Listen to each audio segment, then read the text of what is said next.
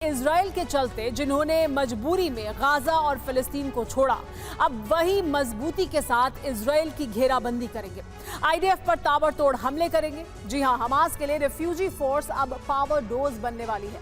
और जानते हैं, हमास की इस शरणार्थी सेना की तादाद सैकड़ों या फिर हजारों में नहीं बल्कि लाखों में है।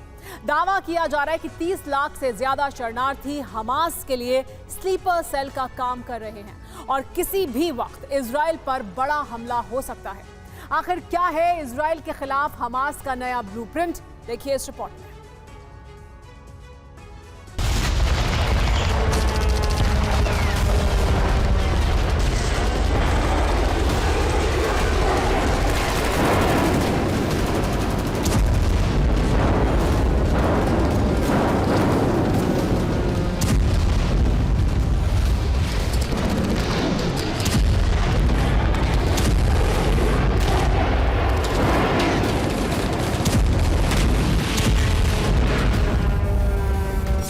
इजरायली सेना ने गाजा में जंग हमास के खात्मे के लिए शुरू की।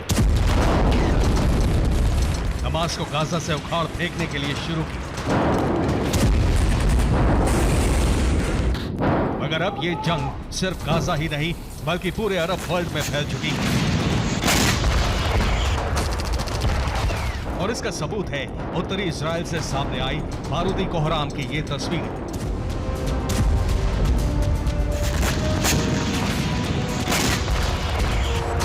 युद्ध के 75वें दिन उत्तरी इजराइल में जबरदस्त अटैक हुआ। और जानते हैं यह हमला किसने किया? लेबनान की हिजबुल्लाह लड़ाकों ने, वो भी ताबड़तोड़ अंदाज में।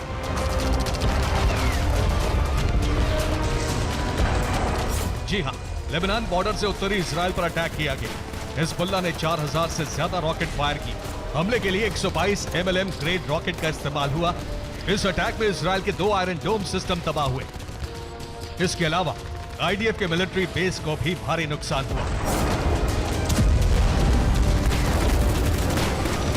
वैसे तो गाजा जंग के आगाज के साथ ही हिजबुल्लाह आईडीएफ के खिलाफ एक्शन में था। लेबनान बॉर्डर से सटे उत्तरी इजराइल के इलाकों पर धावा बोल रहा था।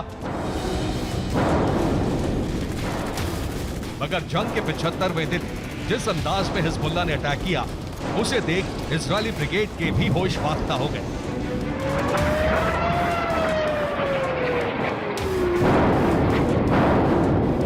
ये बात हर कोई जानता है कि हिजबुल्लाह को ईरान का समर्थन है। ईरान ही हिजबुल्लाह के लड़ाकों को हथियारों की सप्लाई करता है। लेकिन अचानक ही हिजबुल्लाह जंग में हावी क्यों होने लगा? क्यों इसके लड़ाकों की तादाद बढ़ने लगी? तो उसकी वजह है रिफ्यूजी के शक्ल में मौजूद हमास की स्लीपर सेल, जो अब हिजबुल्लाह के लड़ाकों के साथ मिलकर लेबनान बॉर्डर से जंग लड़ रही है।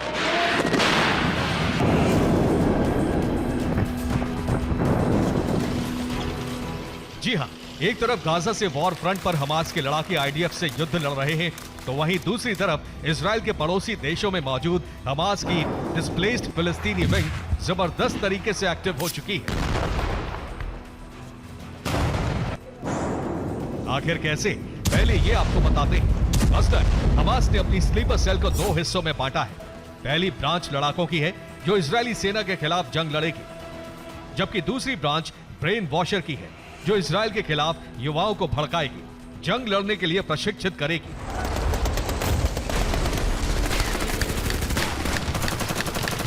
हैरान करने वाली बात यह है कि हमास की स्लीपर सेल में सिर्फ वही लोग मौजूद हैं जो गाजा छोड़कर आसपास के देशों में गए हैं। और जानते हैं, इन लोगों की तादाद सैकड़ों या फिर हजारों में नहीं बल्कि लाखों में है।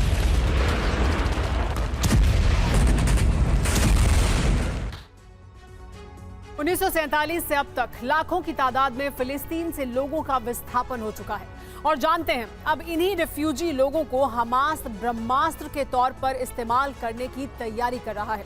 दरअसल फिलिस्तीन से पलायन करने वाले रिफ्यूजियों की सबसे ज्यादा तादाद जॉर्डन में मौजूद है।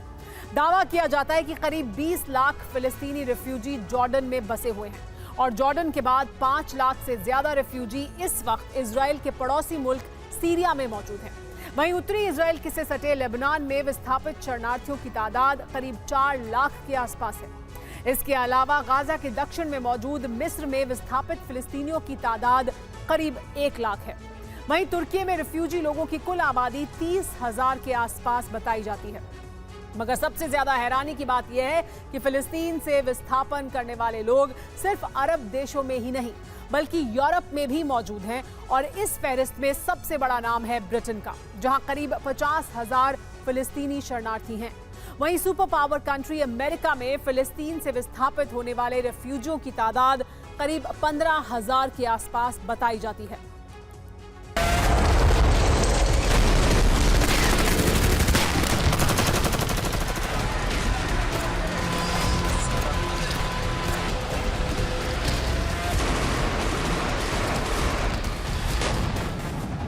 मतलब ये कि 30 लाख से ज्यादा फिलिस्तीनी शरणार्थी इस वक्त दुनिया के अलग अलग देशों में मौजूद हैं।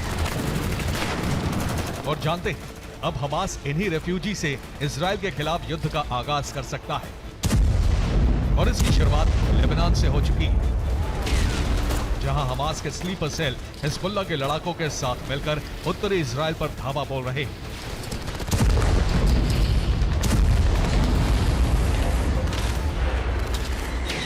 आशंका तो यह भी जताई जा रही है कि जल्द ही इजराइल के चौतरफा घेराबंदी के लिए फिलिस्तीन विस्थापित विंग के लोग स्थानीय लड़ाकों के साथ गठबंधन करेंगे और इजराइल पर धावा बोलेंगे। यानी फिर से अरब वर्ल्ड में इजराइल के खिलाफ वॉर फ्रंट तैयार हो चुका है।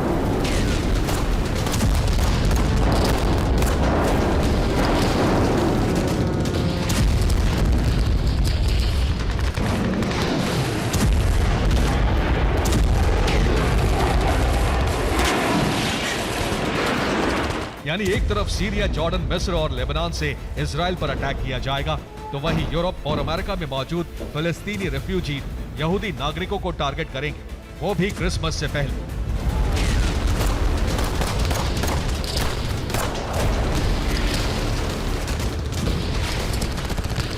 गाजा युद्ध के दूसरे चरण में हमास का रिफ्यूजी प्लान इजराइल की मुश्किलें बढ़ा सकता है। अगर हकीकत में हमास के लिए 30 लाख से ज्यादा रिफ्यूजी जंग लड़ने के लिए तैयार हो गए, तो लड़ाकों की इतनी बड़ी फौज किसी भी ताकतवर मुल्क की सेना से ज्यादा है।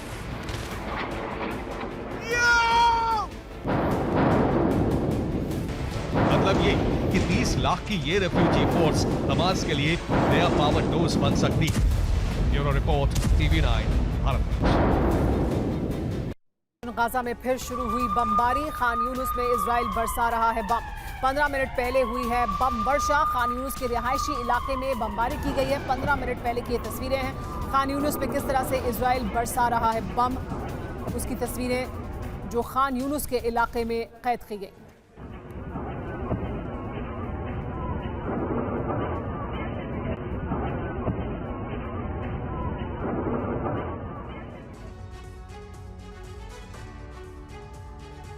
वक्त कितना बचा है ये इजराइल को पता नहीं, लेकिन मिशन कितना बड़ा है ये बखूबी पता है। यही वजह है कि एक अनिश्चित समय में निश्चित लक्ष्य को पाने को पानी की जी तोड़ कोशिश शुरू हो गई है। इजराइल को लग रहा है कि जल्द ही गाजा में सीज फायर कराया जा सकता है, इसीलिए वॉर को सुपर स्पीड दे दी गई है। गाजा में तबाही का और बर्बादी का आंकड़ा भी तेजी से बढ़ रहा है। मरने वालों की तादाद 20,000 के करीब पहुंच चुकी है। हमास के खात्मे की बेताबी के बीच जिस रफ्तार से हमले हो रहे हैं, उससे यही अंदाजा हो रहा है कि गाजा में कुछ ही दिनों में मलबे का बहुत बड़ा अंबार लगने वाला है।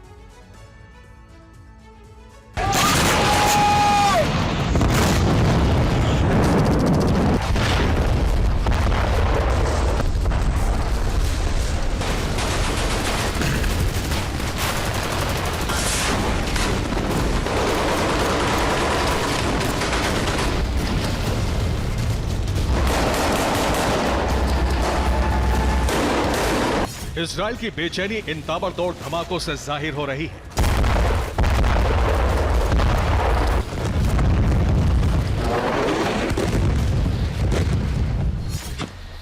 युद्ध की इस रफ्तार से पता चल रहा है कि नेतन्याहू ने अपनी सेना को क्या आदेश दिया है।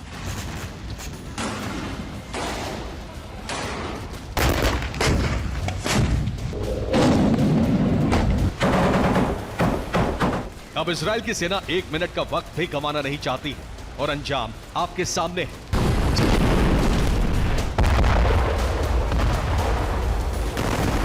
हमास के सफाई के इस अभियान का दायरा अब खान यूनुस की गलियों से लेकर राफा बॉर्डर तक है। जहां भी शक है, जहां से भी एक छोटा सा सुराग मिल रहा है, वो इलाका चंद मिनटों बाद बर्बाद नजर आता है।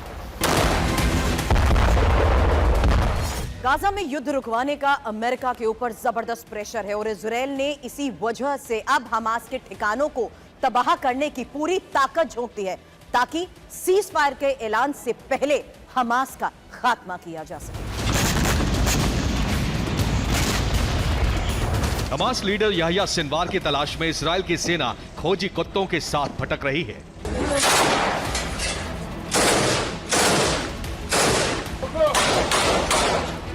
ये हमास का सबसे बड़ा गढ़ खान यूनुस है, जहां इजरायल की सेना अब गलियों में दाखिल हो चुकी है और हमास लड़ाकों से स्ट्रीट फाइट चल रही है।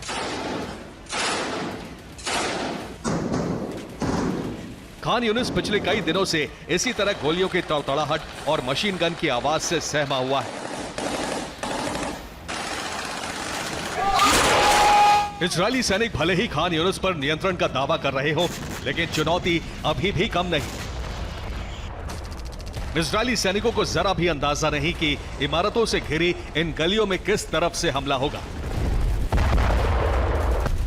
हमास के सैनिक जहां तहां छिपे और टैंक पर इसी तरह हमले हो रहे हैं।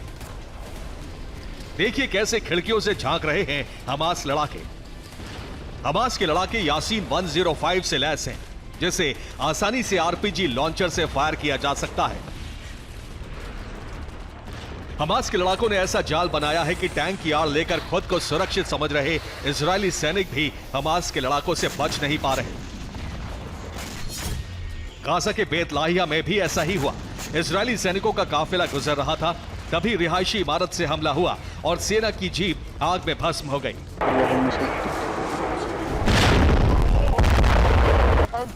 यह हमास का कॉर्नेट एंटी आर्मर मिसाइल का हमला था। हमास के लड़ाके इसी तरह गोरिल्ला प्रहार कर रहे हैं और इजरायल के सैनिकों की मौत का आंकड़ा बढ़ रहा है। दुनिया में बदलते हालात को देखते हुए इजरायल ने जंग की स्ट्रैटेजी बदल दी है और अब वॉर के फास्ट मोड की शुरुआत कर दी है। बीती रात जबालिया, खान यूनिस और शुजैया में जबरदस्त प्रहार हुआ।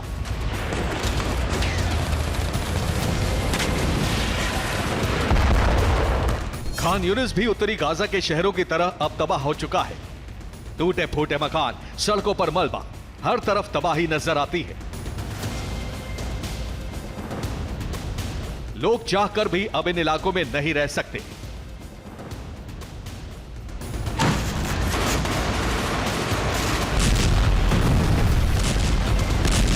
जंग की तूफानी रफ्तार के बीच अब घातक हथियारों के इस्तेमाल से कोई परहेज नहीं है।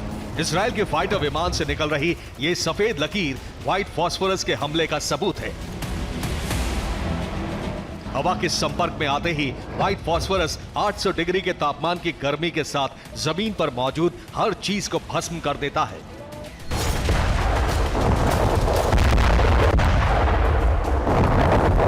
इजरायल के घातक हमलों का अंजाम भी दुनिया के सामने आ रहा है।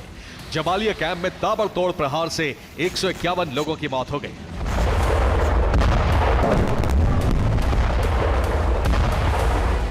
राफा बॉर्डर बमबारी से लगातार तबाह हो रहा है। बमबारी के बाद इसी तरह से रेस्क्यू चलता है और मलबे से लोगों को निकालने की कोशिश होती है।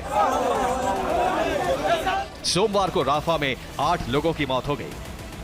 दावा है कि बमबारी में एक पत्रकार को भी जान गंवानी पड़ी। इजरायल ने यहां 2 घरों को टारगेट किया था। 2014 में हमास के लड़ाकों की जांबाजी को दर्शाने वाले एक स्मारक को इजरायली सैनिकों ने गिरा दिया।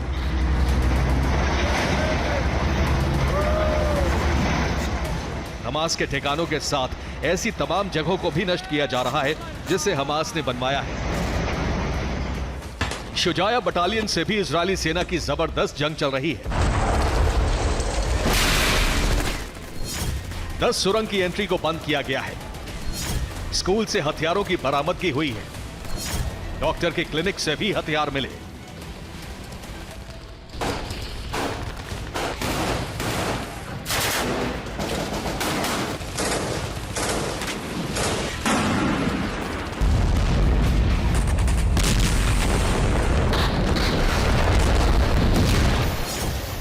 जबालिया कैंप में भी इजराइल का हमला तेज हो गया है।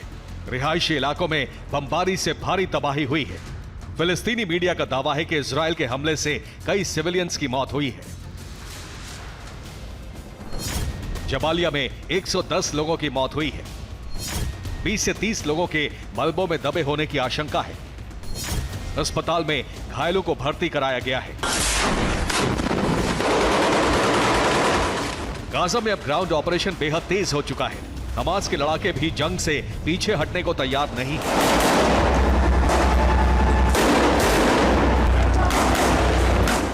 कई इलाकों में जबरदस्त जंग चल रही है।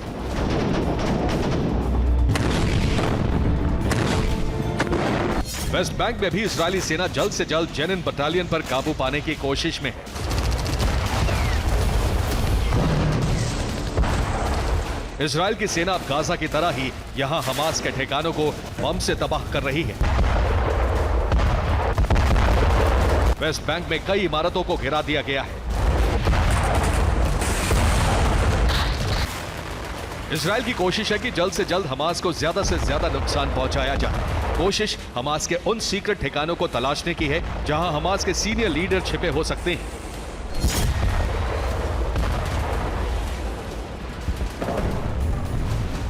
बंधकों को छुड़ाने के लिए भी इजरायल हमास पर ज्यादा से ज्यादा दबाव बना रहा है। इजरायल को लग रहा है कि तबाही का सिलसिला इसी तरह चलता रहा तो हमास जल्द से जल्द बंधकों को रिहा करने पर मजबूर हो सकता है।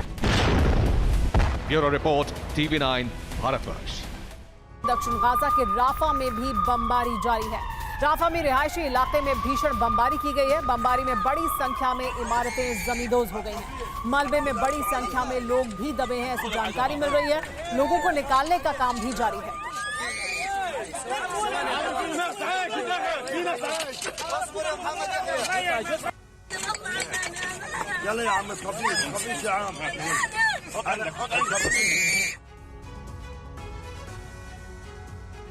लाल सागर में महायुद्ध की आशंका और बढ़ गई है क्योंकि अब ईरान ने अपना युद्धपोत उतारकर ग्लोबल टास्क फोर्स को चैलेंज कर दिया है।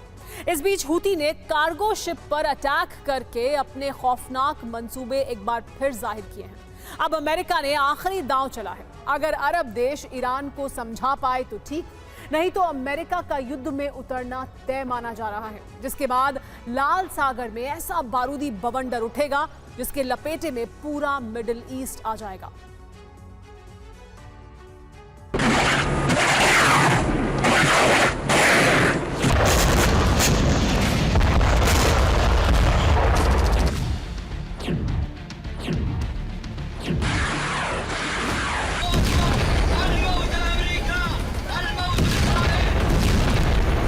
एक दिन पहले ईरान ने धमकी दी और जो कहा वो आज कर दिखाया।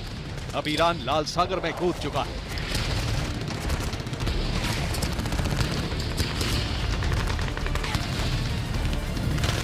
अब ईरान का डिस्ट्रॉयर और अमेरिका की टास्क फोर्स आमने सामने है। ईरान ने अपने वॉरशिप का वीडियो जारी करके अपने इरादे जाहिर कर दिए हैं कि वो अमेरिका के दबदबे को खत्म करने के लिए किसी भी हद तक जा सकता है।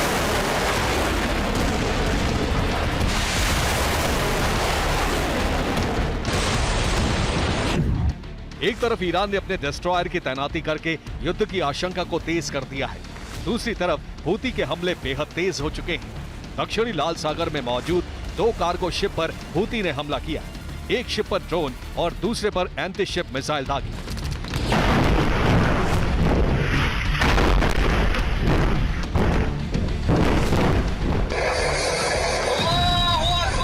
लाल सागर में स्वॉन अटलांटिक नाम के शिप पर हमला हुआ। वो एक ऑयल टैंकर शिप है।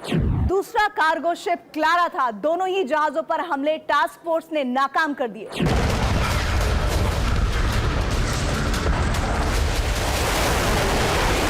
हालांकि स्वान अटलांटिक को ज्यादा नुकसान नहीं हुआ, लेकिन दूसरे कार्गो शिप में आग लग गई।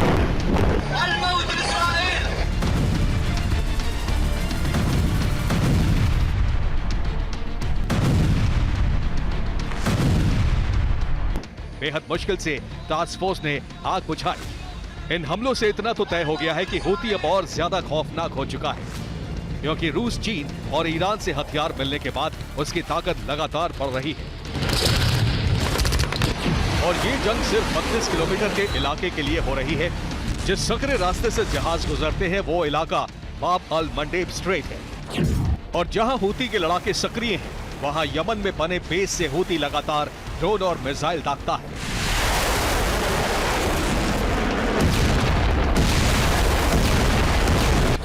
यमन के तटीय इलाके पर हूती ने बेस बनाए हुए हैं। कामरान आइलैंड हूती का सबसे बड़ा मिलिट्री बेस, जहां 2 रेडार लगे हैं।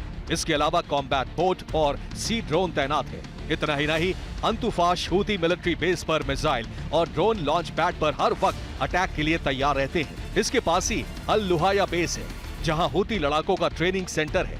इसके अलावा यमन का सबसे आखिरी पोर्ट अल सलीफ है, जहां हूती ने हाईजैक किए शिप रखे हैं। यानी हूती न सिर्फ हमले कर रहा है बल्कि अपने लड़ाकों को ट्रेनिंग देकर जहाजों को हाईजैक भी कर रहा है, जिससे पश्चिमी देशों की नींद उड़ी हुई है।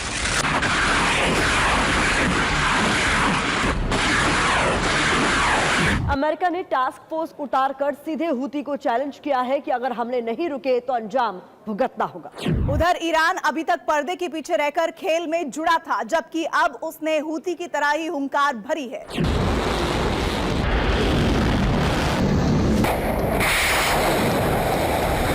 यानी युद्ध होकर रहेगा, फिर चाहे कोई भी देश उससे टकराए। यही वजह है कि अमेरिकी विदेश मंत्री एंटनी ब्लिंकन अरब में घूम रहे हैं, जिससे इस्लामिक देशों को अपने पक्ष में कर सके, ईरान के मंसूबे का पर्दाफाश कर सके। क्योंकि ईरान ये सारा खेल अपने मिसाइल, ड्रोन और परमाणु प्रोग्राम पर पर्दा डालने के लिए कर रहा है, क्योंकि अमेरिका लाल सागर में उलझा रहेगा। इस बीच ईरान एटमी टेस्ट करके अमेरिका में तबाही लाने का इंतजाम कर सकता है।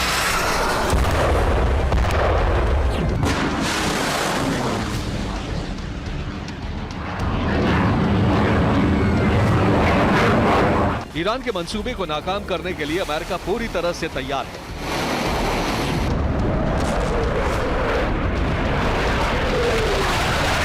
इस बीच ईरान में भी हमले तेज हो गए हैं।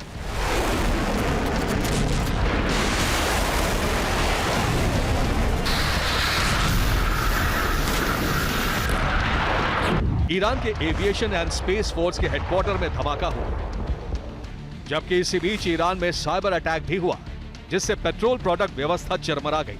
यानी एक तरफ बारूदी विस्फोट, दूसरी तरफ साइबर हमले से ईरान को तबाह करने की साजिश की गई। तेहरान में जिस एविएशन सेंटर पर हमला हुआ, वहीं से मिसाइल और ड्रोन ईरान समर्थित गुटों को सप्लाई किए जाते थे, जिसमें हमास, हूती और हिजबुल्लाह का नाम शामिल है। ईरान से मिले हथियारों के दम पर ही हूती ने लाल सागर में कोहराम मचाया हुआ है। हालात ऐसे हैं कि अमेरिका को टास्क फोर्स लगानी पड़ी। अरब मुल्कों से हूती को कंट्रोल करने में मदद मांगनी पड़ रही है, जिससे लाल सागर रूट खोले और आर्थिक नुकसान का बोझ कम किया जा सके।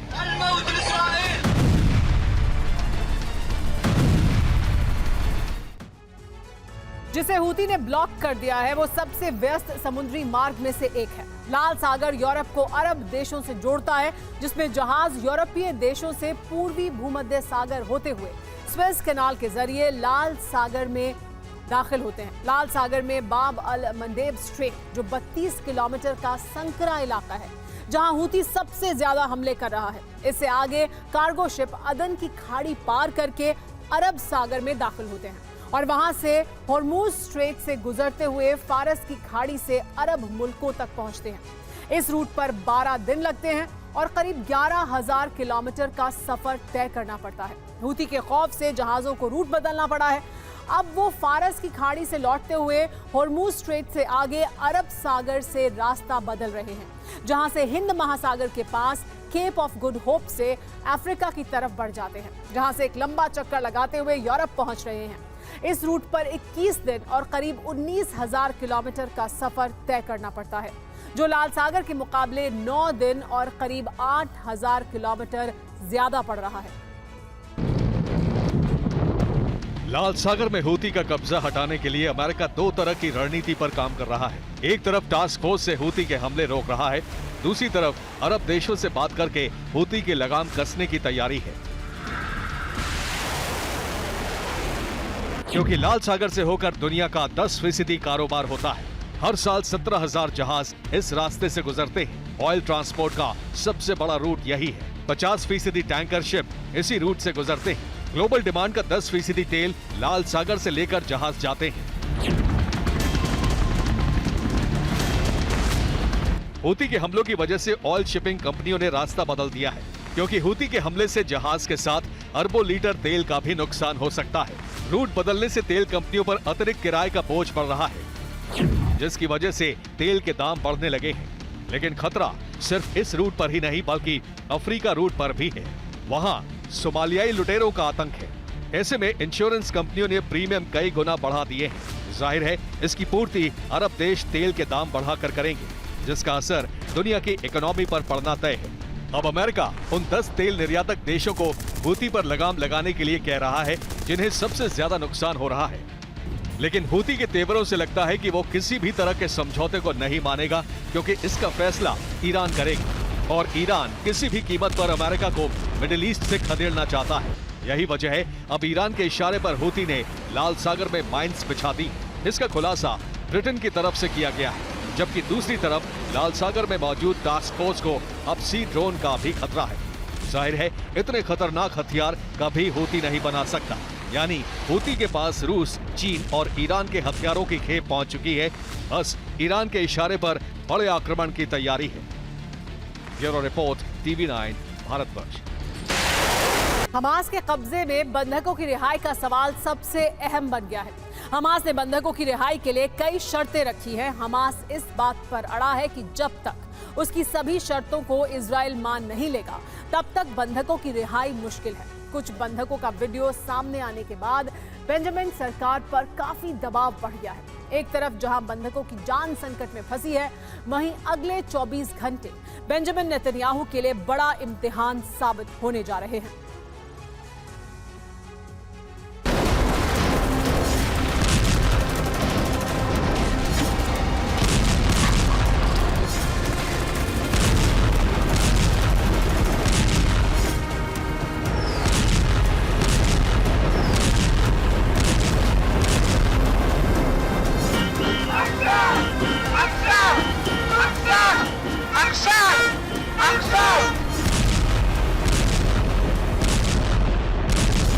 गाजा पर ना तो इजराइल की बमबारी थमी है,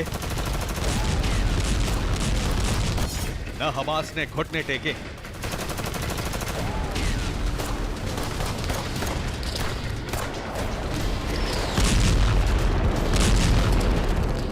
जंग के 2.5 महीने हो चुके हैं, लेकिन अभी तक इजरायली सेना हमास को काबू नहीं कर पाई है। गाजा तबाह हो चुका है।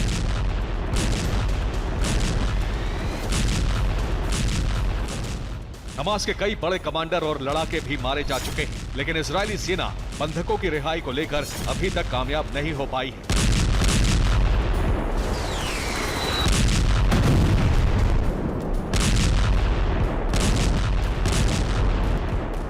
इजराइल और हमास की जंग का अगला रुख क्या होगा, अब इसका सारा दारोमदार बंधकों की रिहाई पर अटक गया है। हमास के मिलिट्री विंग अल कसाम ब्रिगेड ने गाजा में 3 बुजुर्ग इजरायली बंधकों का एक वीडियो जारी किया है, जिसमें इन बंधकों ने बेंजामिन सरकार से जल्द अपनी रिहाई कराने की अपील की है। इन तीनों बुजुर्ग बंधकों की उम्र 80 साल के करीब है। वीडियो में इन लोगों ने अपील करते हुए कहा, हमें यहाँ से आजाद कराया जाए, चाहे इसके लिए कितनी ही कीमत चुकानी पड़े। हम यहाँ और बूढ़े नहीं होना चाहते, ना ही हम इजरायली सेना के हमलों में मरना चाहते। हमें यहाँ बहुत ही मुश्किल हालातों में रहना पड़ रहा है। उधर इजराइल हमास के इस वीडियो को उसका प्रोपेगेंडा बता रहा है। इजराइल का दावा है कि बुजुर्ग बंधकों के इस तरह के वीडियो जारी करके हमास इजरायली लोगों की भावनाओं को भड़काना चाहता है। हालांकि बंधकों की रिहाई को लेकर इजराइल पर बहुत बड़ा दबाव है। इजराइल में जगह जगह बेंजामिन सरकार के खिलाफ प्रदर्शन हो रहे हैं।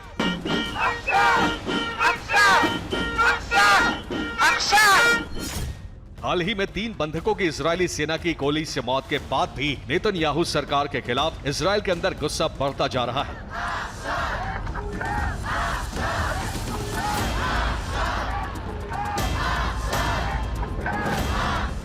और बंधकों की रिहाई का मामला पीएम बेंजामिन नेतन्याहू के गले की हड्डी बनता जा रहा है। दूसरी ओर पोलैंड के वॉर्सो में बंधकों की रिहाई को लेकर दोनों तरफ से जो शर्तें रखी गईं, उनमें कई मुद्दों पर इजरायल और हमास के बीच सहमति नहीं दिखी। हमास ने अपनी शर्तों में कहा कि बंधकों के बदले इजरायल को फिलिस्तीनी कैदी रिहा करने होंगे। रिहा होने वाले लोगों के लिस्ट की अदला बदली एक दिन पहले होगी। एक सैनिक के बदले इजरायल को 300 फिलिस्तीनी रिहा करने होंगे। वहीं एक आम आदमी के बदले इजरायल को 50 फिलिस्तीनी रिहा करने होंगे। हमास की शर्त सिर्फ यही नहीं है, हमास ने एक और बड़ी शर्त रख दी है। हमास की यह शर्त ऐसी है जिसे पूरा कर पाना इजरायल के लिए आसान नहीं होगा।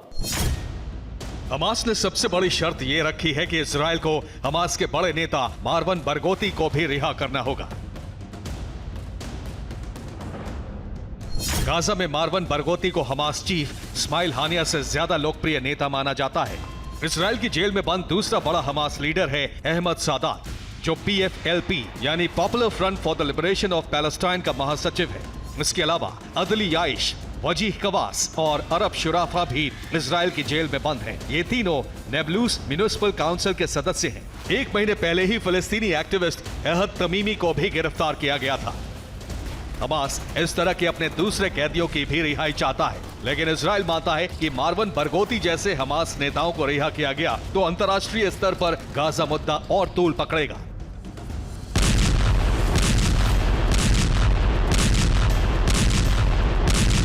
दूसरी तरफ मारवन बरगोती की रिहाई से बेंजामिन सरकार को इजरायल में भी काफी विरोध का सामना करना पड़ सकता है। लेकिन सच्चाई यह भी है कि अगर हमास के रिहाई की शर्तों को इजरायल नहीं मानेगा तो संकट और भी बढ़ सकता है।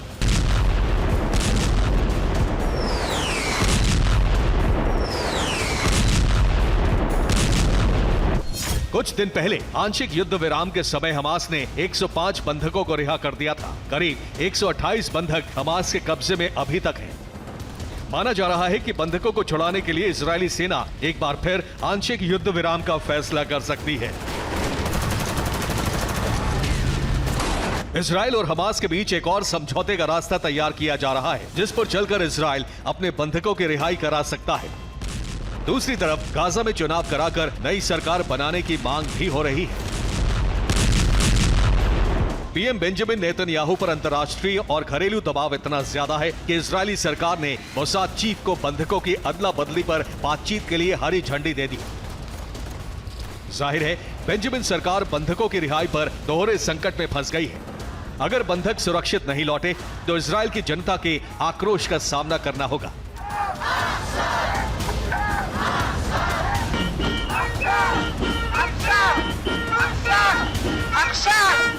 वहीं बेंजामिन सरकार हमास की शर्तों पर राजी हुई तो भविष्य में बड़े खतरे का सामना भी करना पड़ सकता है। Bureau report, TV9 Bharatvarsh. मौजूदा वक्त में गाजा किसी जहन्नुम से कम नहीं है, क्योंकि वहां मौजूद हर शख्स जिंदगी से जंग लड़ रहा है। एक तरफ बारूद की शक्ल में मौत बरस रही है तो वहीं युद्ध के चलते लोग दाने दाने को मोहताज हैं। मगर इसी बीच गाजा में हमास के अकूत खजाने का पता चला है। हमास नेता के घर नोटों की गड्डियों से भरा बैग बरामद हुआ है। जानते हैं वो रकम कितनी थी? करीब $10 लाख। ऐसे में सवाल उठता है कि जिस गाजा में लोग रोटी के लिए तरस रहे हैं, आखिर कैसे उसी गाजा में हमास ने अपना खजाना भर रखा है? देखिए इस रिपोर्ट में।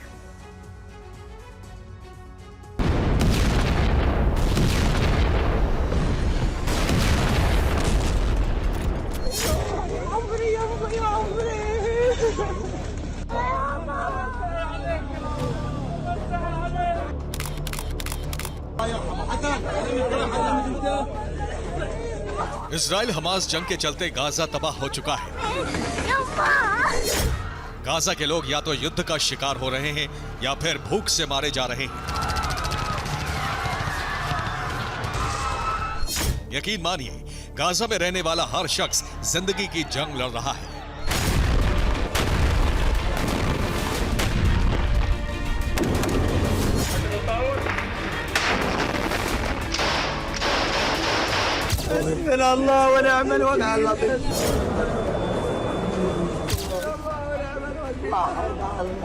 लेकिन इसी बीच गाजा से हैरान करने वाली तस्वीरें सामने आई हैं।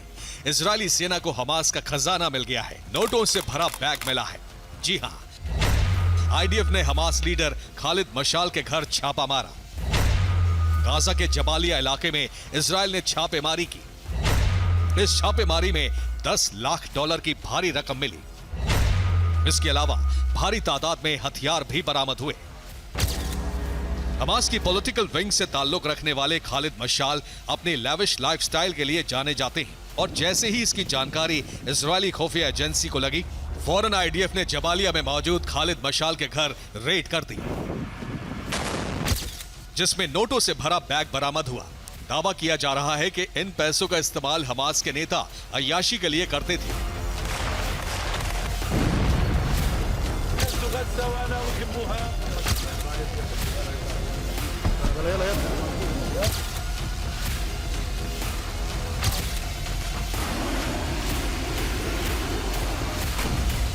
जरा सोचिए, हमास के चलते ही गाजा जहन्नुम में तब्दील हुआ है। हमास की इजराइल से अदावत की कीमत गाजा के लोग चुका रहे हैं। बीते 75 दिनों से गाजा के लोग जिंदगी की जंग लड़ रहे हैं। एक एक रोटी और पाई पाई के लिए मोहताज हो रखे हैं।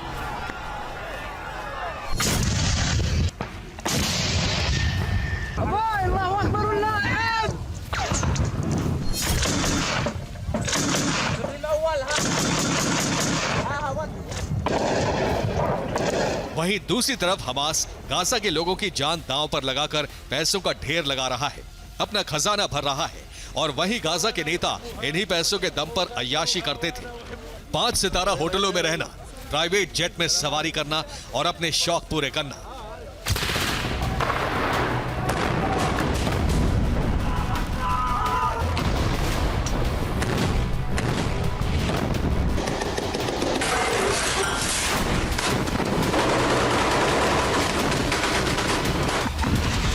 एक तरफ आईडीएफ के सर्च ऑपरेशन और छापेमारी में हमास का खजाना और हथियारों का जखीरा मिला, तो वहीं दूसरी तरफ आईडीएफ की गाजा में स्ट्राइक के चलते हमास के फाइनेंसर सुभी फरवाना की मौत हो गई और इसका खुलासा खुद आईडीएफ ने किया।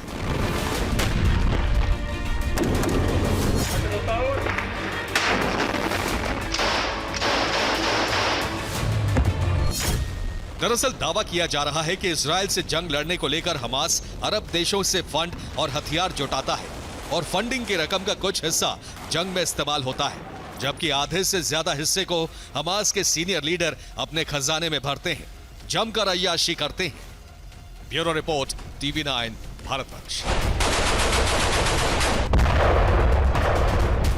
इजरायली सैनिकों पर आरपीजी अटैक हुआ। 10 सैनिकों पर बेहद करीब से हमला हुआ है। सैन्य वाहन में छिपे हुए थे इजरायली सैनिक। हमले में 10 आईडीएफ सैनिक बुरी तरह से घायल हो गए हैं। हमास के अल कस्साम ब्रिगेड ने यह अटैक किया, ऐसी जानकारी मिल रही है।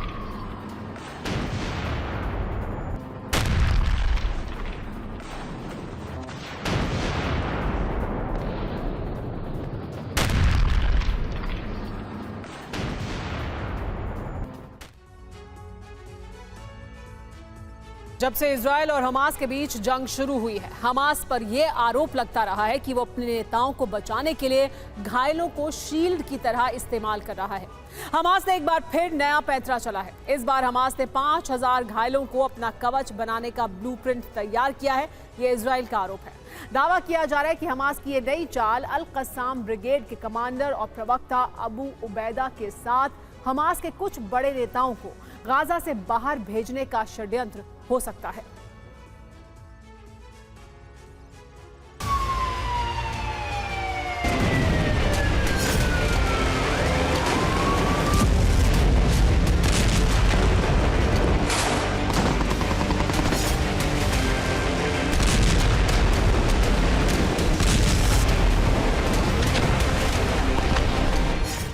हमास के कई बड़े नेताओं को भगाने का नया प्लान सामने आ चुका है।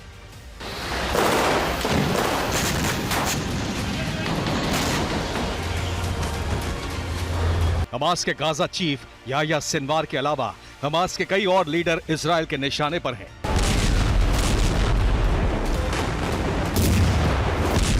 इसलिए अब एक बार फिर इन्हें भगाने का ब्लूप्रिंट तैयार किया गया है। रिपोर्ट्स के मुताबिक 5000 घायलों को गाजा से निकालने की अपील की गई है। इन्हें अंतर्राष्ट्रीय एजेंसियों के जरिए मिस्र या किसी और देश के कैंप में ले जाने की बात कही जा रही है। गाजा के घायलों और विस्थापित लोगों में बीमारियां फैलने का हवाला दिया जा रहा है। लेकिन जानकारों के मुताबिक 5000 घायलों को गाजा से निकालने की अपील को हमास की नई चाल बताया जा रहा है।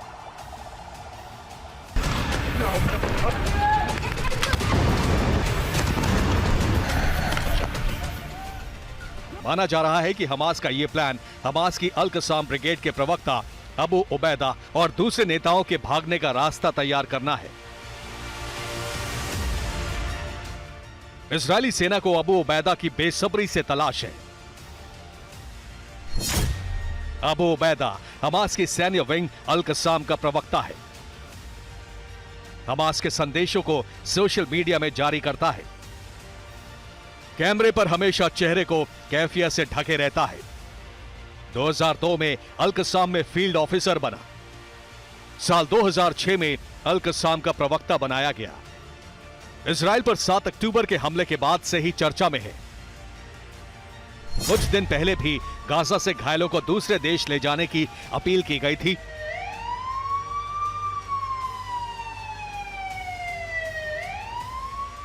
दावा किया जाता है कि पिछली बार घायलों को ले जाने वाली एक एम्बुलेंस में हमास के गाजा चीफ याह्या सिनवार ने इजरायली सेना को धोखा दिया था।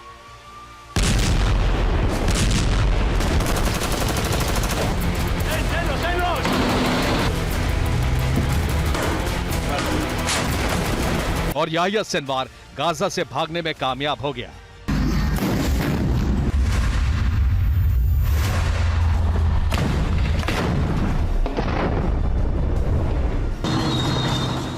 करीब 10 दिन पहले ही इजरायल ने यह दावा किया था कि खान यूनिस में याह्या सिनवार एक बंकर के अंदर छिपा है। सिनवार को पूरी तरह घेर लिया गया और जल्द ही उसको ढेर कर दिया जाएगा।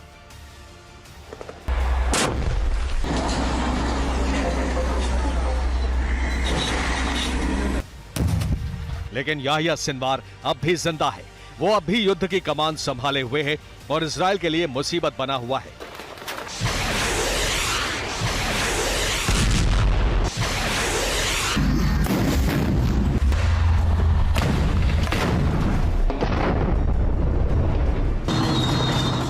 इजरायल के पूर्व सैनिक और शिन बेट यूनिट के कई पूर्व कमांडर ये मानते हैं कि सिनवार गाजा से निकल चुका है।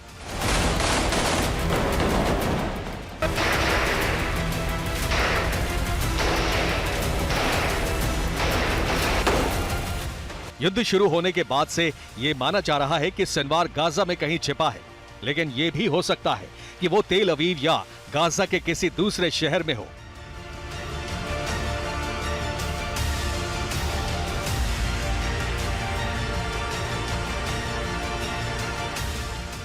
इस वक्त हमास की टॉप लीडरशिप इजरायल के टारगेट पर है, लेकिन दुनिया की सबसे मशहूर इंटेलिजेंस एजेंसी मोसाद भी इन्हें नहीं ढूंढ पा रही है।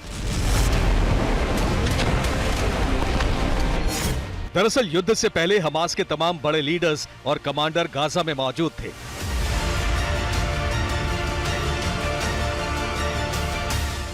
मगर जैसे ही इजरायल से जंग शुरू हुई, दावा किया गया कि हमास की राजनीतिक विंग का प्रमुख इस्माइल हानिया भी कतर जा पहुंचा है।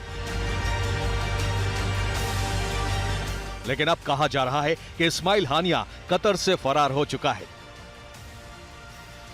हानिया का फोन भी स्विच ऑफ बताया जा रहा है। Bureau report, TV9 Bharatvarsh. Syria में इजरायली सेना का हमला हुआ है। गोलान हाइट पर हमले का लिया बदला। सीरिया से हमास को हथियार ट्रांसफर का आरोप है।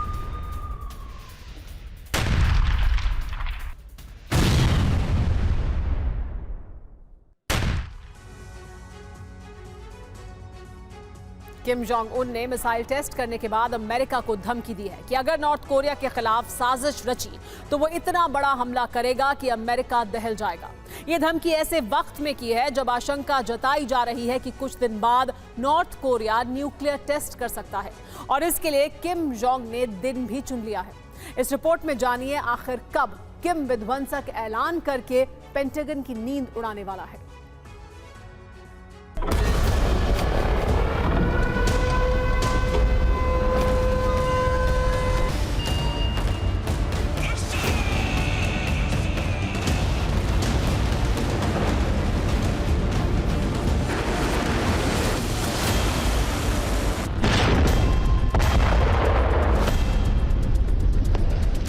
किम कभी अमेरिका को धमकाता है, किम कभी महिलाओं के सामने रोने लग जाता है,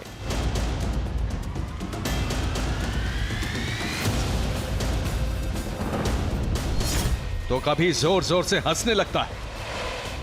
ये किम ही कर सकता है और उसके कमाल के आगे नॉर्थ कोरिया की जनता नतमस्तक है। अब सुनिए किम का एक और कारनामा। एक दिन पहले किम ने 14,000 किलोमीटर रेंज की बैलिस्टिक मिसाइल का टेस्ट करके दुश्मन देशों की नींद उड़ा दी। अब 24 दिसंबर को किम जोंग उन एक और बड़ा धमाका कर सकता है। अब सवाल उठ रहा है कि कहीं वो बड़ा धमाका परमाणु परीक्षण तो नहीं, क्योंकि 24 दिसंबर को किम की दादी किम जोंग सुक का जन्मदिन है। उनके जन्मदिन पर किम कोई बड़ा फैसला ले सकता है।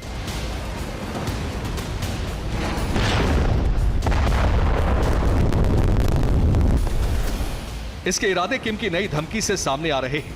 मिसाइल टेस्ट के बाद किम ने अमेरिका को धमकी दी है। प्योंगयांग पूरी ताकत से वॉशिंगटन पर हमला करने का दम रखता है। हमारा रवैया आक्रामक रहेगा। हम आधुनिक हथियारों का इस्तेमाल करेंगे अगर अमेरिका ने हमारे साथ द्वेषपूर्ण व्यवहार किया। अमेरिका के पास यह भी जानकारी है कि नॉर्थ कोरिया की कुछ न्यूक्लियर साइट्स पर तेजी से काम चल रहा है। किम जोंग की सनक से पूरी दुनिया अच्छी तरह वाकिफ है। किम चाहता है कि जब भी दुनिया में एटम बम की गिनती हो, नॉर्थ कोरिया का नाम सबसे ऊपर हो। एटम बमों की गिनती में रूस और अमेरिका पीछे छूट जाए।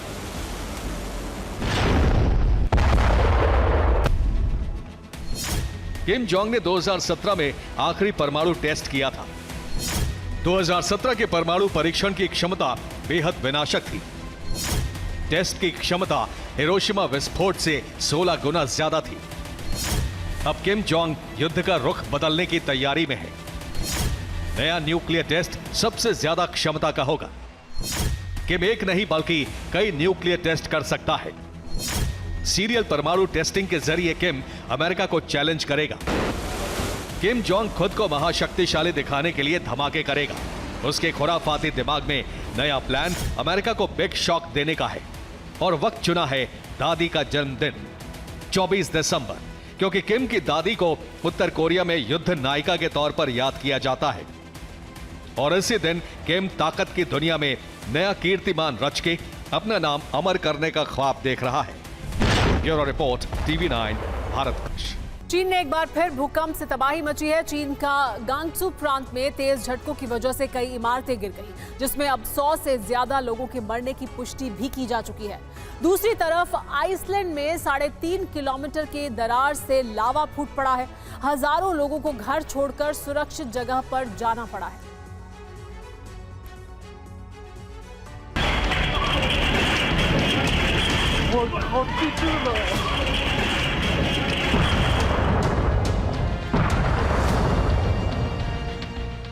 कहीं धरती के नीचे मची हलचल से धरती कांप रही थी, तो कहीं जमीन के नीचे मचल रहा लावा पहाड़ फाड़ कर बाहर आ रहा है।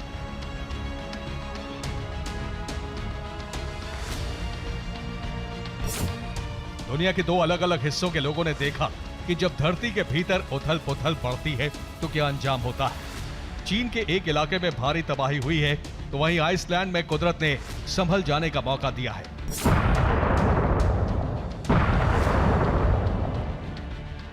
ऐसा लगा जैसे पहाड़ के पीछे से सूर्योदय हो रहा है।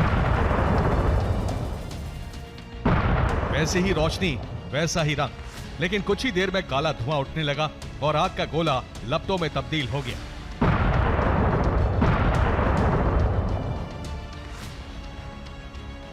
दूर तक लावा फैला है। ज्वालामुखी में दरार की लंबाई लगभग 3.5 किलोमीटर है। इसमें लावा करीब 100 से 200 क्यूबिक मीटर प्रति सेकंड की दर से बह रहा है।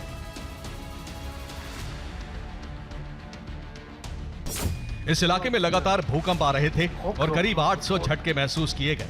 आइसलैंड में तो कुदरत ने तबाही का सिग्नल दे दिया था और लोग पहले से सावधान थे। लेकिन चीन में अचानक आए भूकंप से भारी तबाही हुई है।